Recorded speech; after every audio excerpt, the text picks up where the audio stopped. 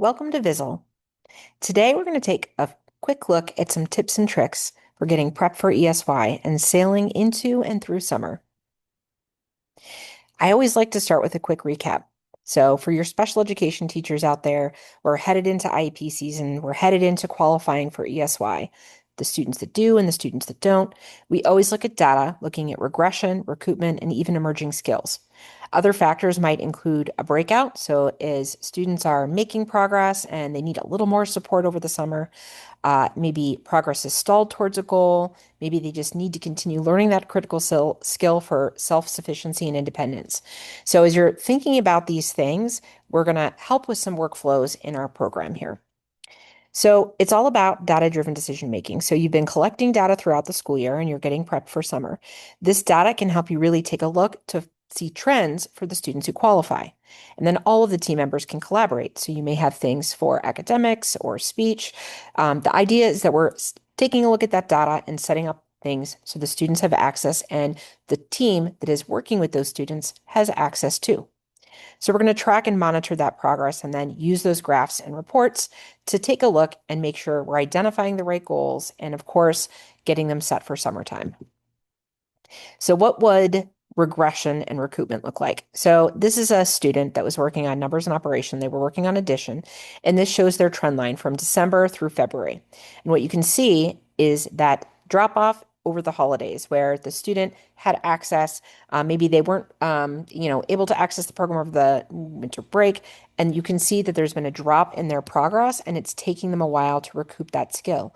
So this might be something where it's a goal that we might want to look at over the summer, see where their current performance is and make sure that we're pushing them through and they're ready for that new school year.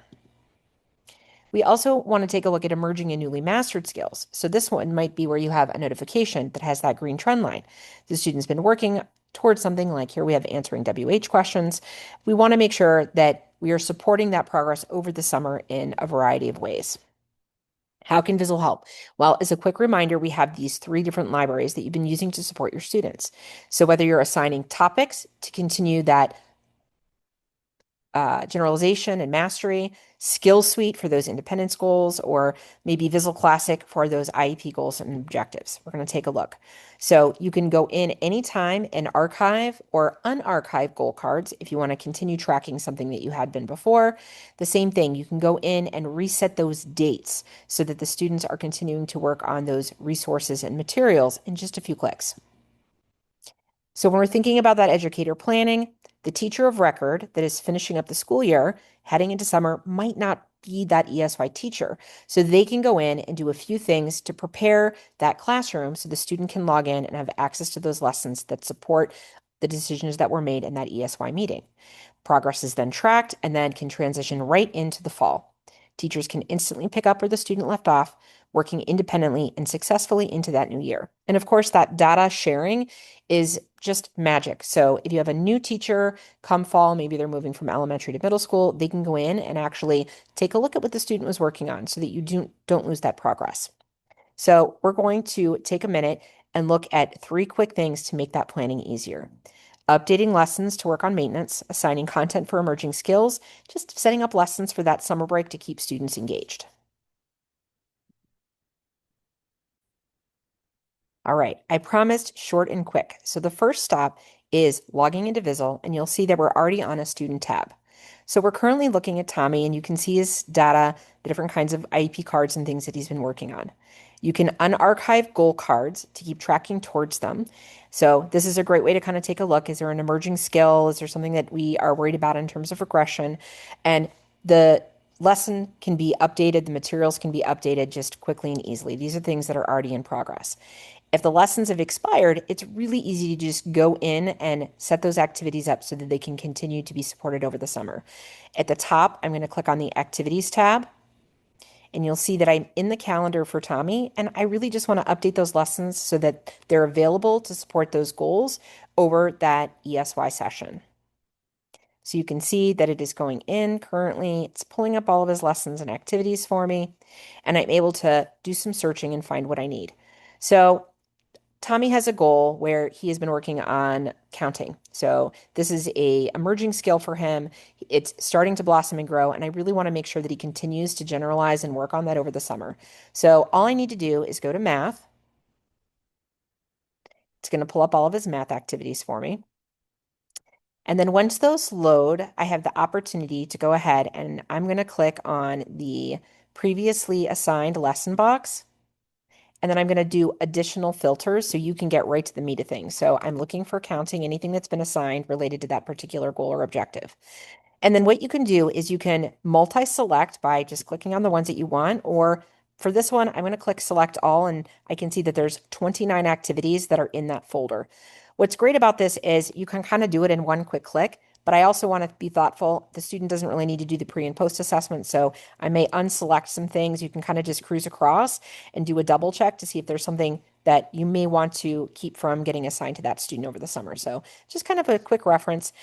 You'll have another step where you can make modifications to that too, but I have quickly identified that we're going to work on this emerging skill. I have 25 activities selected. In the middle of the screen, I just click Edit Assignments and it's pulling it all up for me.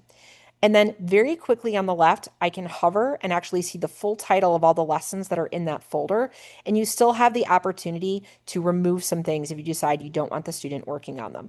But this gives me a quick overview and I can quickly find the lessons and materials that I want to support that particular skill, whether it's recently mastered or I'm working on that, emerging skill. Okay.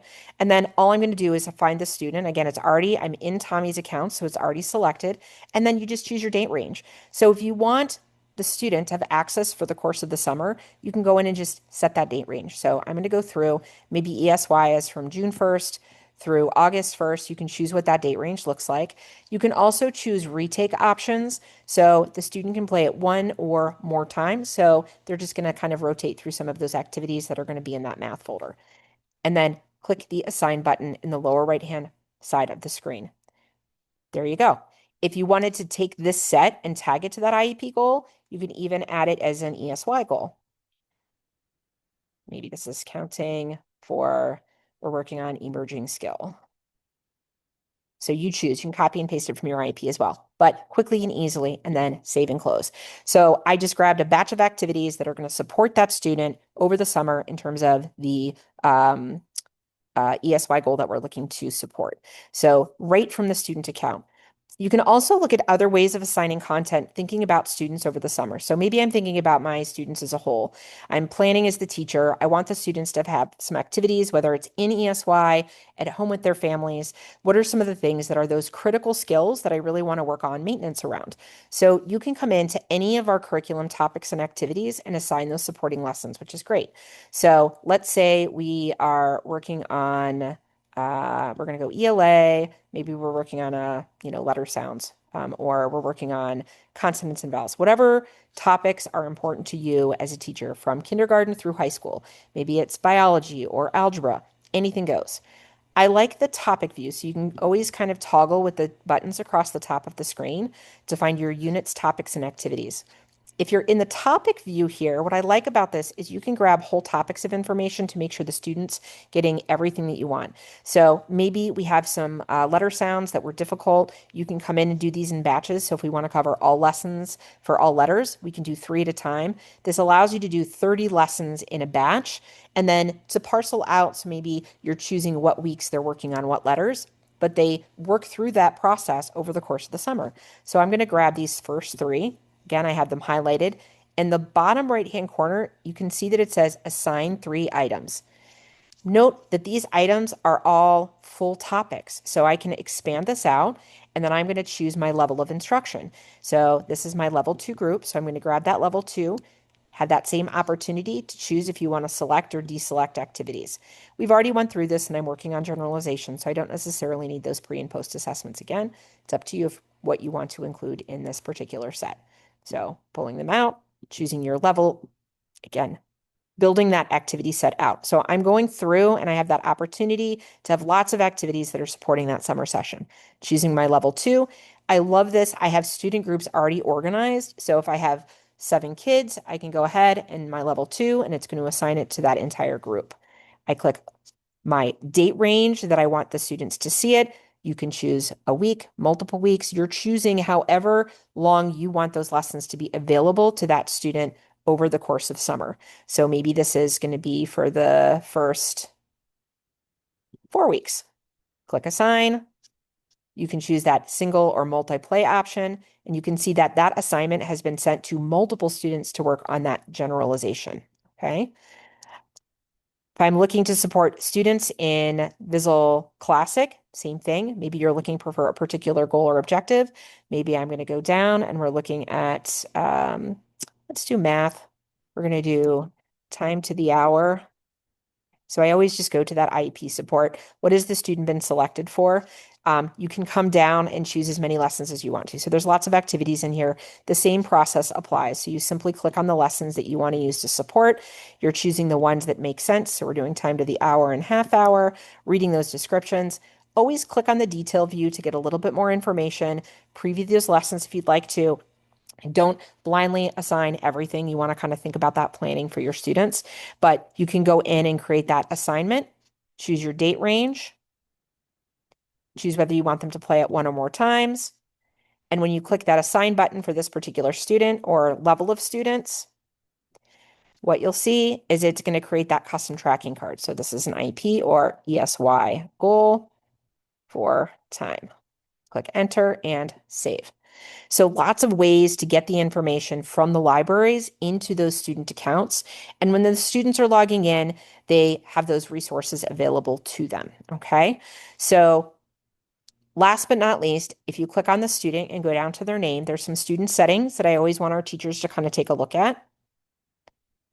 So this is going to load how that student is working over the summer. So just making sure, doing that last check before you take off for summer, if someone's taking over that caseload, are the settings set for each student so that they're appropriate. You can do that at the classroom level for all or individually as you're going in.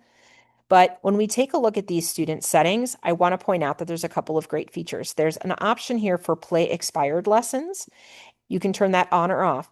Currently, it plays the last set of mastered materials. We're looking to expand that number. And this is if the lesson folder doesn't have anything in it. So if you're setting your date range for that length of summertime when your students need access, you're thinking about the calendar, I'm going to assign content for 1 week, 2 week, 3 weeks, 6 weeks, or the summertime. You can parse that out. And then if perchance they finish those lessons over the course of that time period, even with the multiplay option on, there might be other expired activities that they can pull in. But between the two pieces with the time frame and whether you want them to play it multiple lesson plays, this is giving you that opportunity to kind of build up a lesson library. Thinking about each of your subjects, thinking about what you want your students to work on over the course of the summer. And then when you come back, you can always go back to that tracking card, see what was worked on, help pull those reports out to close out ESY, and then archive lessons and materials as you're going into the new school year. So we hope this was helpful. I want to stop and remind people that there's lots of ways to reach out if you need assistance. So if at any time you have questions, you can always contact your customer support rep. You can click on our Vizzle chatbot at the bottom, which uses our curated knowledge base. You can click on the help button at the top of the screen and start a live chat with us. So there's lots of ways to know that we are here for support. Click on the help button and open up our knowledge base. We are here for you as you navigate into summer. If you're a current customer, we will also have ESY resources on our Helper Hub, which we're excited to share as well. We look forward to helping you and helping your students move through the summer. Happy Vizzling!